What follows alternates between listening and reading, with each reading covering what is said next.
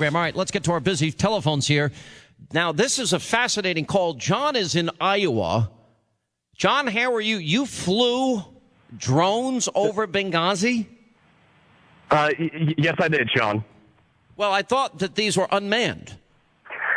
They are unmanned in the essence that they are controlled from a remote location.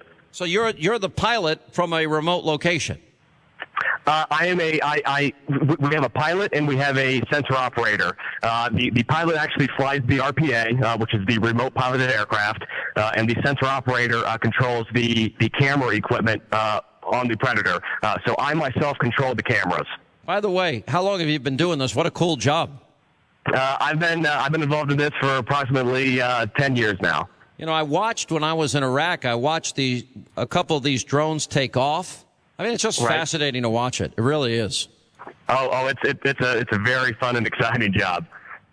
Now, you were apparently, I guess, operating one of the drones. You're telling my call screener that you were operating one of the drones that was over Benghazi on the night of September 11th, 2012? Yes, indeed, Sean. What did we see? And have you spoken to any of these congressional investigators? No, haven't spoken to anybody. Have not been asked to speak to anybody. And do you work for the Pentagon? No, work for the military. One of the branches of the services. Would like to try to keep that. Mm-hmm. I appreciate that. So you were operating this drone that was flying over Benghazi the night of this attack on our embassy. Yes. And the video footage that we got when we initially got on station, and we were told to go down to the consulate. It was already under attack, and it was already on fire. And we were asked then to go to the annex and try to just watch and make sure that the individuals that were in the annex, were not going to be coming, under attack there either. So, okay, the CIA annex, which was, I guess, about a couple of miles away. So, how good is the imaging that you're able to see? I mean, from that drone. You can definitely discern if any individuals are carrying weapons. I mean, you're able to pull out if they're carrying any type of rifle or an RPG. When you start getting into smaller caliber weapons, you won't really know unless they were to fire them, and then you could see the muzzle flash in the infrared camera. So you basically are pretty much an expert at viewing this video. What do you tape everything that you're seeing, that you're witnessing? Yes, everything's recorded, and so my initial thought and question was, did anybody in the media, but specifically the senators and Congress and all the legislation, why they did not request to get that video footage, at least under a Freedom of Information Act? Well, I'm going to now. What do you do with the video when you're finished with a mission? If nothing significant happened during the mission, after a certain amount of time, it ends up being destroyed or just rewritten over. Because you got to take in consideration that we are flying 22 hours a day, constantly, 7 days a week. So, but if anything were to happen, this video footage is being disseminated to multiple locations and agencies around the globe. So surely once individuals saw that there was a grave problem on a U.S. embassy consulate, phone calls I would think should have been made, and started going up the chain, and eventually you would think it would have hit the State Department. So if it did not, then individuals were remiss in their duties. All right, let me ask you this. When you're viewing this and you know that our embassy is under attack, are you also simultaneously sending messages to different areas within our government to let them know, alert them that they need to turn on their cameras and see what's going on here? Yes, we can contact individuals by phone, but most of our communication is done by secure chat lines. And so we are contacting individuals real time. And, again, we had a supported unit that we were working for, in that region that told us to go there. It was known prior to us even taking off, from the location that we took off from, which I can't name, that hey, you're going to be going to the consulate because there are reports of something might go down or is going down. So it was already known, in my eyes, in my mind, hours before. How vivid is this memory in your mind? It's 8 months later. Do you remember with specificity what you saw? So again, as soon as we got there, we were given the coordinates on where to go. So we got on the station. Immediately, I threw the camera onto the consulate. It was a little bit hard to pick out the building, if you will. Specifically the shape, but that's because we were in the infrared camera. So the fire on an IR camera, will just bloom and almost wash a majority of items out. But there were dozens, if not hundreds, of people surrounding the consulate. There were cars, continually driving by and stopping. And it was at that time we were only over the consulate for maybe about 5 minutes when we were told to then go watch the CIA annex.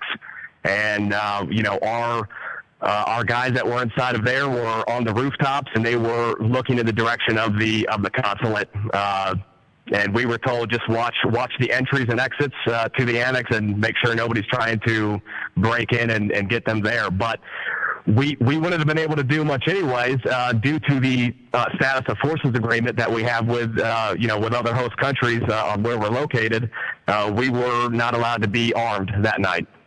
That's unbelievable to me. Now, but you basically saw the attack that was unfolding. Did you go back and look at, after you were checking out the annex, and I understand at some point there was even a fear that the annex was going to be attacked, but did you go back to the embassy portion to see the second wave of the attack? Not to my recollection. Again, obviously it's several months later. I stayed in the, I was in the seat, if you will, controlling, during, as soon as we got on station, and for approximately an hour and a half afterwards. And then at that time, another individual came and relieved me. Do you know for sure in this particular case if these tapes have been saved? I know a lot of this is on the record because I've heard some of this about the drone, and I've also heard that at some point the drone needed to land. I don't know if that was after you got off duty or not, but apparently I'm not sure why that it needed to land, but it did need to land for some reason. Maybe it'd been up in the air too many hours. Well, I mean, at that point, once I got relieved, it would have only have been up for maybe about the quarter of the time that it could have. If it did have to land, it would have been due to a some type of an emergency, or maybe there's an issue with the aircraft. But as far as having the footage, I would not know if there's any recordings of it still out there, and that's what I think needs to be asked. Why hasn't anybody in Congress? Now they're having the hearings this week. I'm just a little surprised that you're telling me all this and that nobody in Congress has contacted you. I would think that you'd be one of the main people they'd want to talk to. I would think so too. There would be only about 6 of us, from the base, out of which that I operate at, that would have been involved on that specific mission that night, and so it should be real easy to track this down. But then again, if they just did not care, which is the way that they are trying to make it seem. Especially with Secretary of State Clinton's, comment of what difference does it make, and trying to potentially cover things up, then they probably didn't even worry about who was on the flight log, for that night. Well, based on what your job is and what you saw that night, and then based on what followed afterwards, did you know immediately that the American people were pretty much being lied to and that a cover-up had ensued? Oh yeah, immediately. As soon as they started making the public reports, especially Susan Rice, I knew immediately that this is not the exact story, but we are bound by it's obviously certain documents such as non-disclosure agreements, on what we can and can't say, and my thought was that I'm a small pawn in this chess game. And that the truth will come out, and then it just unfolds and unfolds and unfolds, and it never stops. It's true. I mean, anybody that's ever lied in their life, first of all, to lie, you need a really good memory. I mean, yes, the fact that these talking points in all of their different renditions now have come out just shows how full of it they were.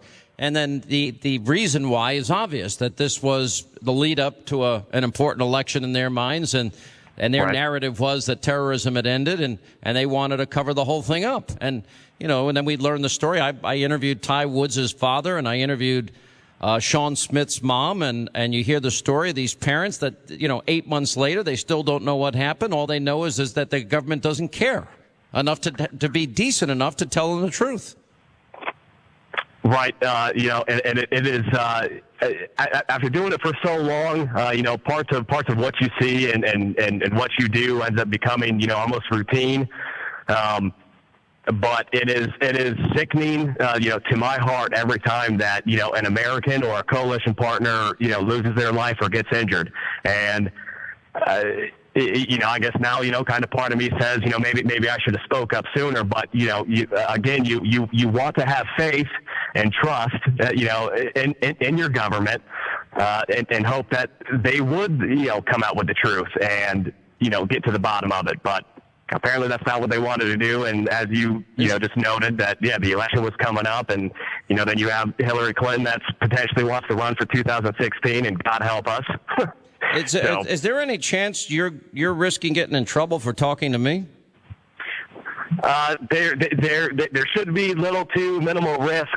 Reason being, I have on an unclassified report that I was that I was there for the initial Benghazi attack, and then I monitored the U.S. agents. So the majority of everything that I just spoke to you about is on the record. Yeah.